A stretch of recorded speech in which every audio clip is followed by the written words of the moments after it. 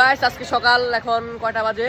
11টা বাজে। আমরা এখন যাচ্ছি হচ্ছে মির্জা গোলাম হাফিজ কলেজের পুকুরে গোসল করতে।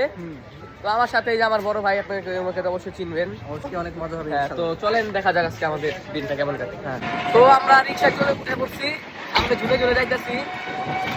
তো ওখানে পৌঁছানোর পর তারপরে আমরা দেখাবো অবশ্যই।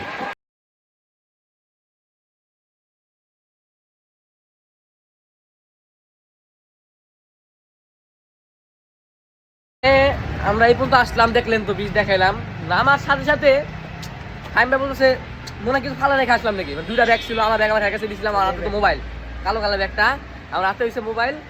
এখন নামার পর দিয়ে ব্যাগ না, হ্যাঁ ব্যাগ কই এক রিক্সাওয়ালা কয় ভাই আপনাকে মনে হয় একটা ব্যাগ ফালা রেখাইছেন কালো কালো। ওই রিক্সাটি নামাই দিয়ে আমাদের এমনি ফ্রিতে যা সত্য পিছন দিকে নিয়ে গেছে, বলছে ভাই যে জায়গায় পড়ছে ওই জায়গায় গেছি।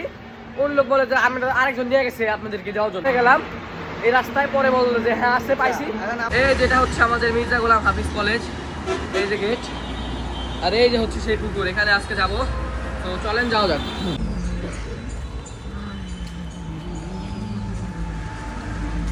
ফাইনালি চলে আসলাম, সবাই মিলে এখন গোসল করবো, মজা হবে। গাইস গোসল করতেছি পানিতে সেই মজা।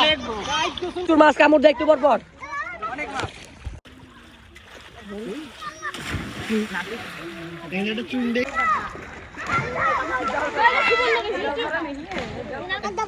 তো বন্ধুরা এখন মানে অনেকক্ষণ গোসল করলাম, ভালো লাগতেছে, গোসল করতেছি।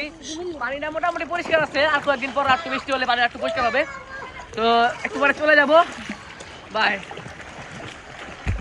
উঠা পড়ছি, একবারে চোখ তো লাল হয়ে গেছে। যাই হোক, চেহারা মেহারা গ্লেজ নষ্ট হয়ে গেছে, বাসার দিকে রওনা দিব। হ্যাঁ গাইস, অবশেষে আমাদের গোসলটা হয়ে গেছে। এখন আমরা চলে যাচ্ছি বাসার দিকে। গোসল হয়ে গেছে। তো গাইস আজকে এই পর্যন্ত, সবাই ভালো থাকবেন, সুস্থ থাকবেন, আল্লাহ হাফেজ।